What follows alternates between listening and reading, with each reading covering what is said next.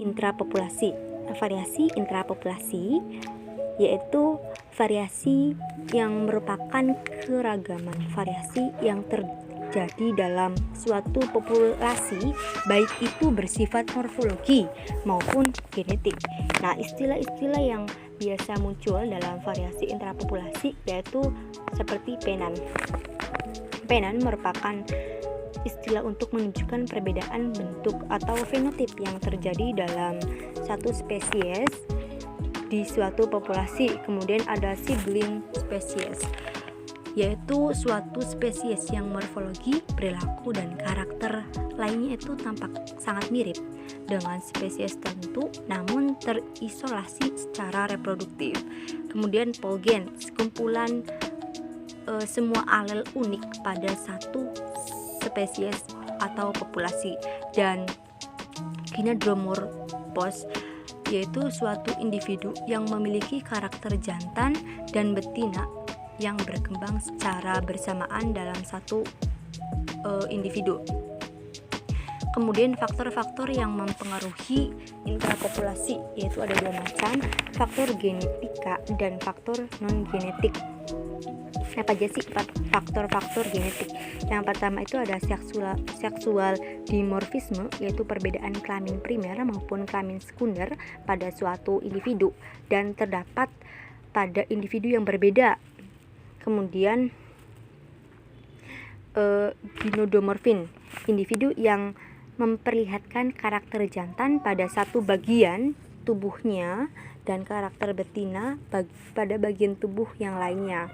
Kemudian intersex, yaitu individu yang memperlihatkan karakter campuran antara karakter jantan dan betina, hasil dari susunan yang seimbang antara gen yang membawa kecenderungan jantan dan kecenderungan betina. Kemudian generasi yang berbeda secara reproduktif. Dan terakhir ordinary genetica variation, yaitu terbagi menjadi dua, variasi discontinue dan variasi continue. Dan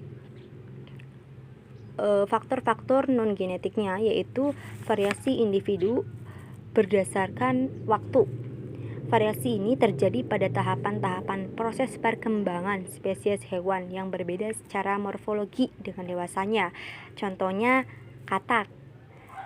Katak melalui tahap dari kecil sampai menjadi dewasa memiliki tahap-tahapannya masing-masing. Dari telur berubah menjadi larva yang hidup dalam air, kemudian akan berkembang menjadi katak dewasa. Variasi sosial. Variasi ini terjadi pada hewan yang hidup secara berkoloni, contohnya rayap. Kemudian variasi karena kepadatan. Hewan tertentu akan memperlihatkan perbedaan morfologinya berdasar kepadatannya. Contohnya, yaitu belalang yang hidup berkoloni akan memperlihatkan morfologi yang berbeda berdasarkan 3 fase, yaitu fase soliter jika jarang, bersifat transisi jika agak padat, dan bersifat koloni jika padat.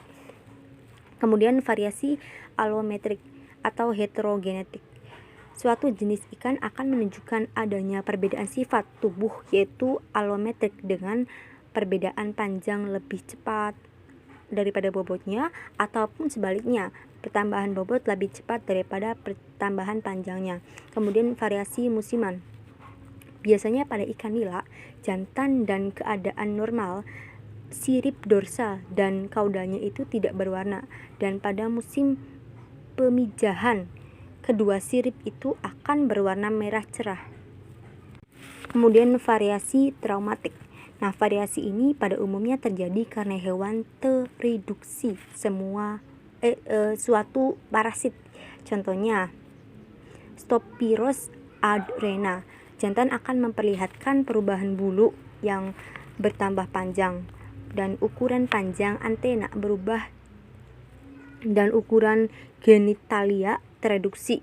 Sedangkan betina akan memperlihatkan perubahan pada organ pengumpul nektarnya tereduksi, panjang segmen antena berubah dan organ aksesoris tereduksi. Dan yang terakhir itu variasi habitat.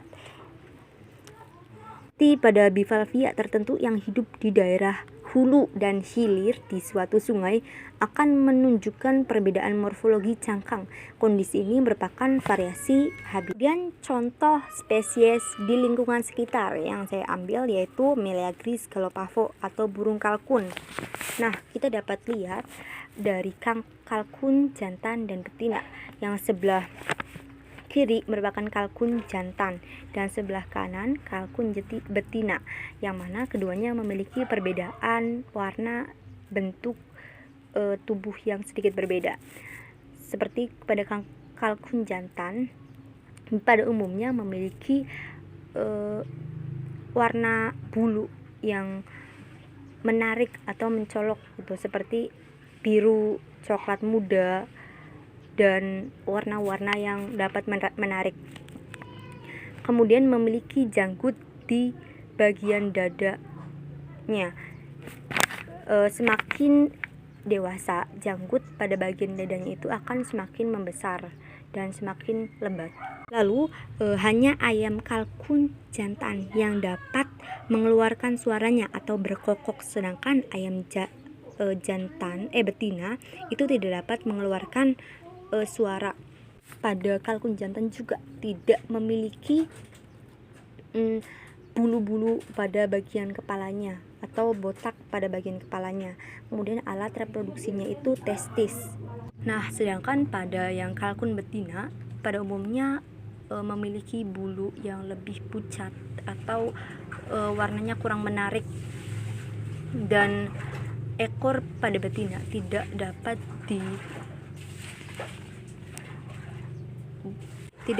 dijabarkan. Kemudian betina tidak memiliki